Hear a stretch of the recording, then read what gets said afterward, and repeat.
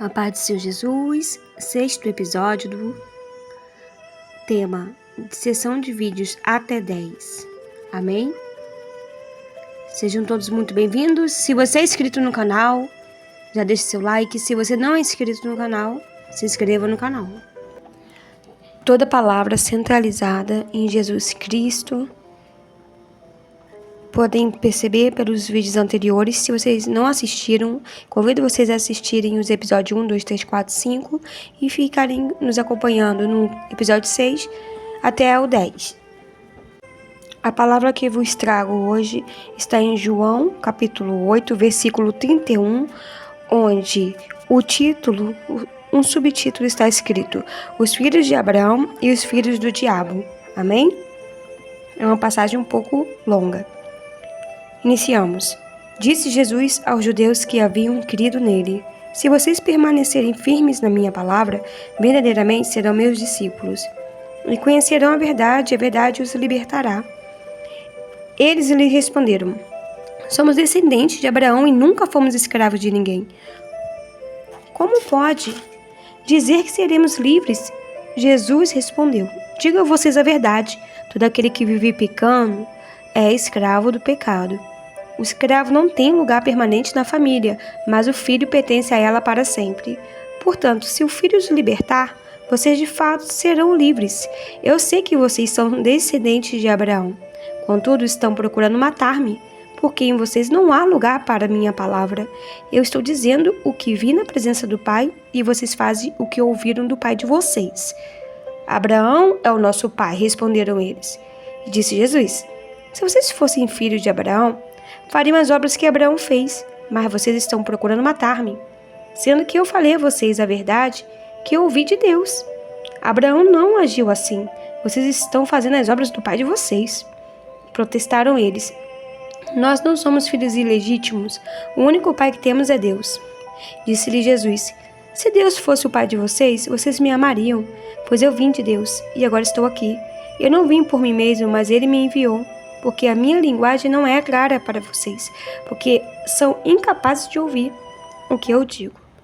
Vocês pertencem ao pai de vocês. Vocês pertencem ao pai de vocês, o diabo, e querem realizar o desejo dele. Ele foi homicida desde o princípio e não se apegou à verdade, pois não há verdade nele. Quando mente, fala a sua própria língua, pois é mentiroso e pai da mentira. No entanto, vocês não creem em mim, porque digo a verdade. Qual de vocês pode me acusar de algum pecado, se estou falando a verdade? Porque vocês não creem em mim. Aquele que pertence a Deus, ouve o que Deus diz. Vocês são o que ouve, porque não pertence a Deus. Aqui Jesus está falando da diferença do filho de Deus, do filho de Abraão, para o filho do diabo. Como Deus anda na verdade e como o diabo anda na mentira. E ali, dentro deles, eles com certeza fizeram uma autorreflexão. Mas o orgulho e a soberba deles, que vieram de gerações e gerações, das tradições, de seguirem rituais, mas seus corações estarem podres, suas mentes cauterizadas. De fato, eles tinham muita teoria, mas pouca prática. Não muito diferente como muitas coisas que nós vemos nos dias de hoje, mas os escribas e os fariseus, eles apontavam e buscavam matar Jesus de qualquer forma. Por que será que isso nos parece tão semelhante aos dias de hoje? Quando Deus enquanto Deus anda na clareza e na luz, o diabo ele anda no oculto, na escuridão. E assim também aqueles que os seguem. Então, como discernir se uma pessoa é filho de Deus ou uma pessoa é filho do diabo? O filho de Deus, ele anda na luz, ele anda na clareza, ele anda na palavra do Senhor, ele reconhece o bom pastor.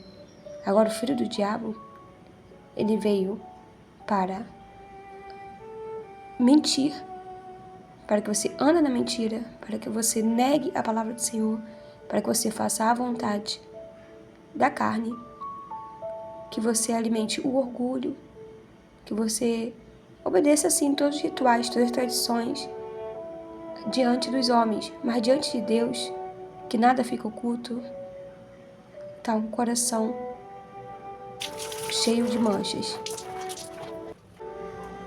Deus veio para dar vida, e vida em abundância. O diabo, ele veio para matar, roubar e destruir. Então, se você quer discernir quem é filho de Deus, quem é filho do diabo, você também pode ver esses sinais. Vou contar um pequeno testemunho. Uma certa vez, um pastor, da qual conheço, ele condenou a sua ovelha, disse que ela já estava perdida, que ela não ia ser salva. Nisso se levantou todo o ministério para ir conversar com ele. Isso, até aqui, é procedimento, é correto. Ninguém pode condenar.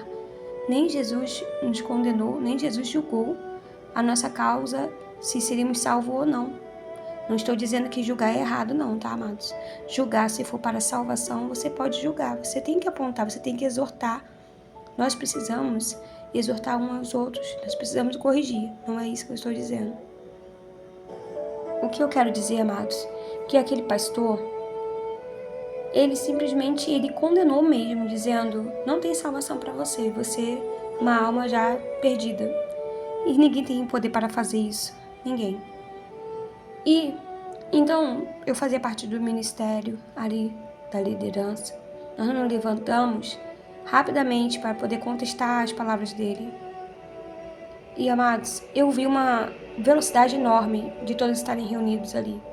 Embora eu, na época, morava praticamente dentro da igreja, nesta época, eu vivia para a obra integralmente, eu estava com um seguro-desemprego, então eu tinha tempo suficiente para servir na obra.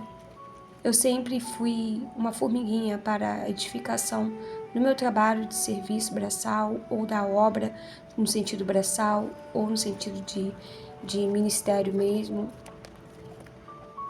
E, amados, mas eu percebi nos olhos uns dos outros, me incluo nisso também, a nossa pressa, nossa sede de fazer justiça, a intencionalidade ali, será que era algo mesmo que estava agradando ao Senhor?